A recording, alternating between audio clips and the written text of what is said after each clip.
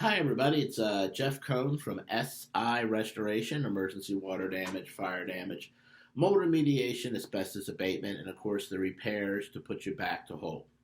Now, excuse me, I get a lot of questions on mold. In other words, people say, or those who manage properties or own properties, is, gee, I got a tenant, they sent me a photograph. Boy, oh boy, it looks like mold. They're starting to scream up and down and holler and talk about suing, and I got to get this done. Okay, well, although I'm not an attorney, my understanding, the fact that you're actually doing something and you're actually in the process of doing things helps you out dramatically. So the fact that you're letting the tenant know you're helping to solve this problem. Now, the question is what do we do? Well, this is a 5-minute video, and I don't have time to give you all the steps, so I'm going to give you the beginning step, and then hopefully I'll be able to do more videos of other steps as we go along. So the first step you want to do is you need to get it tested. The reason it's tested is for a number of reasons. Number one, it may not be mold. Okay, it may look like mold, but it may not be mold. It may not be, it could be something completely different. It may not even be an issue. Okay, you may even just take some paint and paint it over. Okay, now you have to get it tested because we want to make sure what it is and how much of it of the mold spores is there. Okay, mold spores are the I guess like the eggs or the pods that are used for mold to continue growing. Now, how do you get it tested and who tests it? Well, there are three options. Option one is to use a company that went to a mold school. You have a home inspector who probably went to a mold school, and then you have what's called a certified industrial hygienist. The first two probably mean well, and they probably do a decent job. The problem is if you are looking to possibly getting sued, and you want to protect yourself legally, so that if you do get sued after everything is done, you can go into the courtroom confident that you have done the right thing.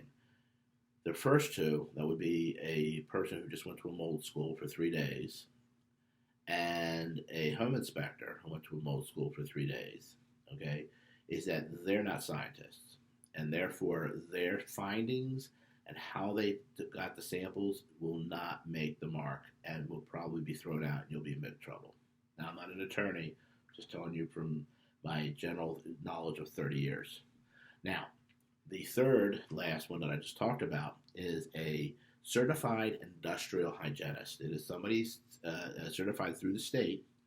It's for-hire scientist, basically. That's my general term for it. A for-hire scientist who follows and agrees to follow all the aspects of doing the correct testing procedures. Okay, so in other words, it's not like somebody goes in there, which by the way a lot of people do, who aren't certified industrial hygienists, and basically scrape it into a bag, take a machine that sucks air in, and then takes it to a certified lab. And that's the great line. Hey, that's the great line by a lot of folks who do this. Yeah, but a certified lab certified that it was this, and this. The problem is that the lab will say to you, we can only certify what we're given. So if we're not given the correct data, okay, then or the correct information, then unfortunately it's not going to be correct. So in other words, I can only bless whatever is given to me. So the correct way of actually getting the samples together, set up, is extremely important. The only person that will back you up in a court of law and will impress the judge is a certified industrial hygienist. Okay. Now, where do you find a certified industrial hygienist? Well, you go through Google. You can contact me through LinkedIn. You can call SI Restoration, ask for me. Happy to give you a number of great certified industrial hygienists who will help you. Are they more money than your the other two in cost-wise? Yep. But you're getting that, what I call that insurance, that get out of jail card free, okay, if you want to use the monopoly terms. So once they have determined, first of all, they determined you don't have an issue. You may have mold, but you may not have a big issue. Then that's a good thing.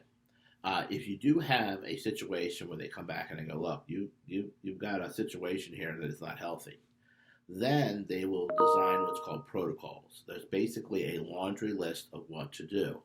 Now, normally, they will follow what they will use in their protocol list a base of what's called the IICRC S500, S520 guidelines. The IICRC S520 guidelines.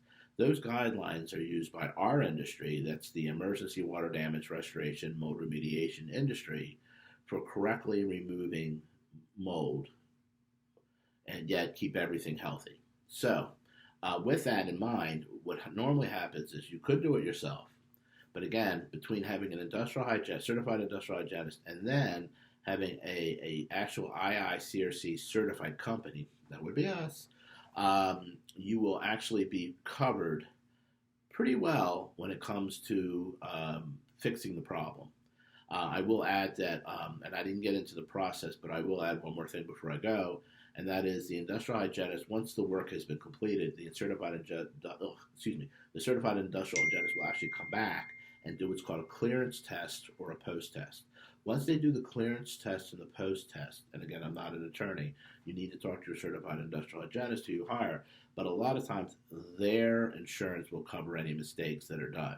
So they've got to make sure that they do their job correctly. Bottom line is, when you're done, the opposing attorney has got a big hill to climb to try to get you sued and to get money from you. I will continue on the different processes of how to do mold remediation based on the IICRC S520 guidelines in another video. Again, my name is Jeff Cohn from SI Restoration, and if you have questions, please contact me. Thanks.